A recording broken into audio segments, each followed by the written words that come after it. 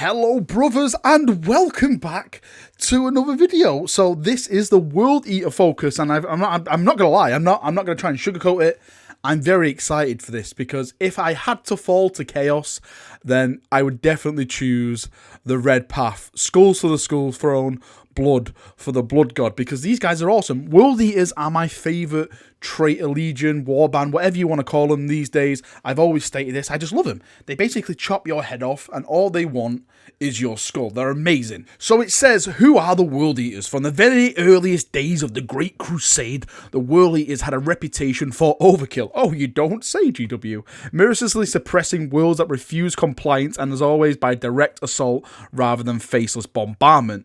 Though the victories of Angron legions were many, tales of bloody massacres and slaughter of defeated foes ever followed in their wake. For his part, the Primarch of the World Eaters cared little for mercy, for he had been raised on the gladiatorial world and fought only to kill, a trait which he passed on to the rest of his legion. For those of you who don't know, Angron was basically the only Primarch that never conquered his planet. He had the nails put into his head, which basically drives you insane, bloodlust, killing, all that kind of stuff, and that was passed on to his legion. They embraced the nails and they went down that madness of death and destruction path, just like Angron. Now, the trait for the World Eaters is called World Eaters Butcher's Nails, and it says Angron's sons hurl themselves towards their foe, intent of tearing them apart in a brutal whirlwind of violence. This is why I like them, because they're basically me on the tabletop.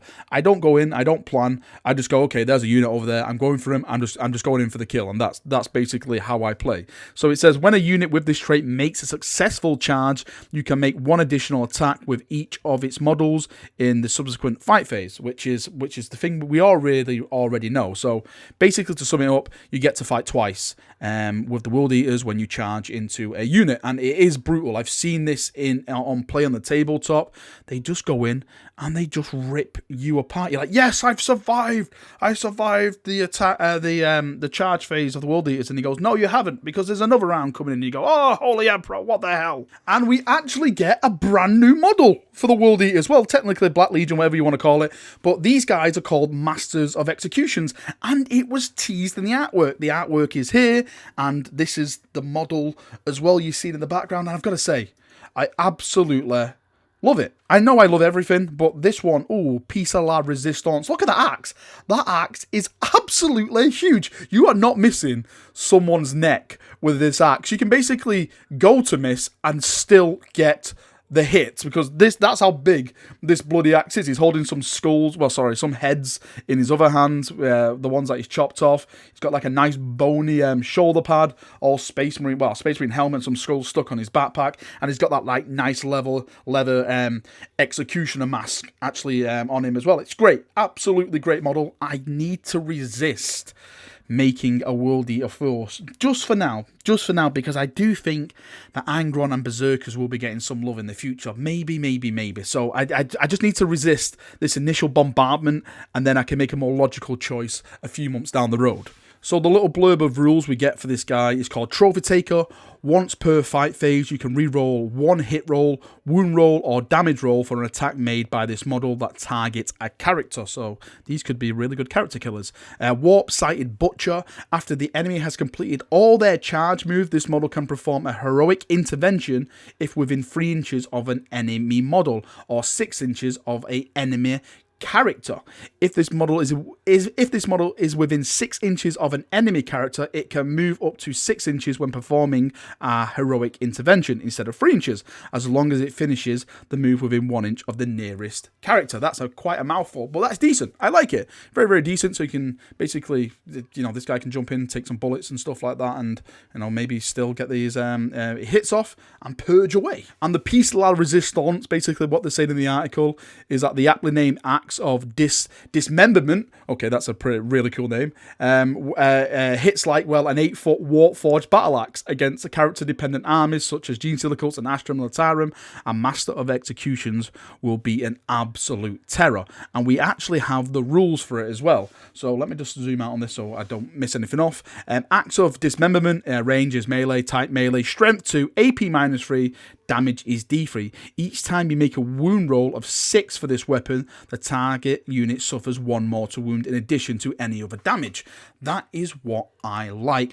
Give me all the mortal wounds. I spoke about this yesterday when I did the word bearer stuff, is that stuff that gives you mortal wounds is always a great thing for your army, because at the end of the day, you're trying to kill your army. So if you can take all the stuff that will give you these mortal wounds, if you make the hit rolls, if you make the rolls for them, as it's saying on here, the 6s, then that is definitely welcomed. I would always choose stuff like this, because you just want to kill things, and you should kill things in the name of KHORNE. The next thing we're going to take a look at is something called World Eater's Slaughterborn. These things have really, really cool names. The names themselves get me hyped. This warlord bears the favour, not the founder, the favour of KHORNE, his murderous prowess growing with each worthy skull claimed in his master's name. Add 1 to your warlord's attack strength characteristics each time he slays an enemy character, monster, or titanic model.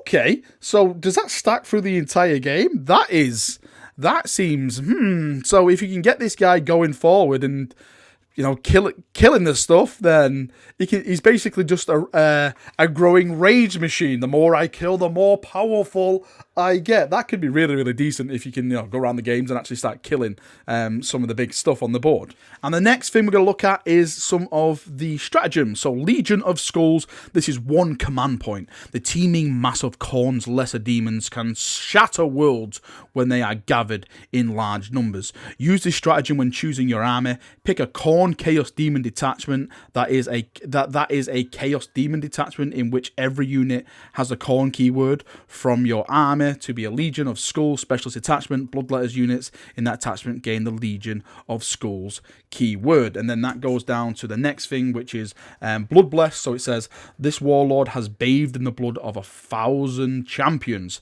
Add 1 to your warlord's attack characteristics. In addition, while they are enemy character within 6 inches of your warlord, add another 1 to your warlord's attack characteristics. This is great. This is really, really great. I'm getting the sense and the vibe from this KHORNE article that it's basically, if you want to go, I will give it to you. That's basically it. If you want to go, I'll give it to you. That is basically KHORNE summed up in this article. I definitely think these guys are the best article so far. I know the Renegade stuff the other day was very, very cool in some certain areas, but for me, my KHORNE-ness is definitely growing. These guys look like they will smash your face if you give them the chance to. So on the subject of that stratagem, where it's 1 command point, where you get the where you gain the Legion of Skulls keyword, there's another thing which incorporates into that, which is called Brazen Skull. So this is Chaos Demon stratagems. 1 command point again. Use this stratagem in your shooting phase. Pick a Legion of the Skulls model from your army. Pick an enemy unit within 8 inches of this model that is visible to them. Roll a d6. If the result equals or exceeds this model's ballistic skill characteristics, that enemy unit suffers D3 mortal wounds.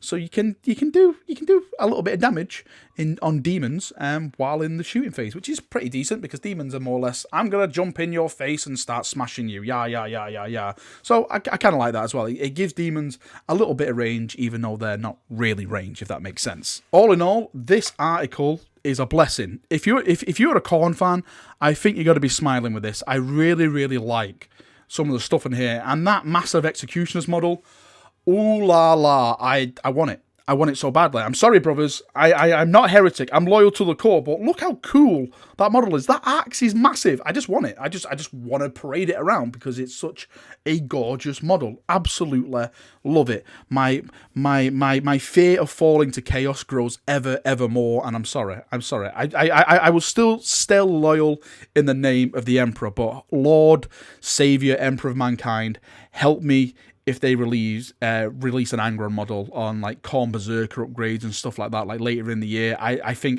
I'll have to give my soul over. I'm sorry. I think I absolutely would have to. All right, chaps, that is me done for another video. Tell me what you think. Is this the best article out yet for Chaos, or do you hate it? Just let me know what you think in the comments. What do you think about the massive executions? Do you love it? Do you hate it? Same as again. Post it in the comment section below, and we can have a nice little healthy chat about it down there. Where are all the World Eater fans? Where are you all? I always see the Slaanesh fanboys. I always see like the Death Guard fanboys. I see the Tzeentch fanboys. Those guys are the worst. But I really hardly ever see the KHORNE fanboys. let the blood flow in the comment section, and we can have a nice little bloody conversation about it down there. Thanks for watching once again. Hope I passed on some information. Go and check the article out for yourself. It's over on the Warhammer community website right now. See you in a bit, and have a great day. Bye-bye.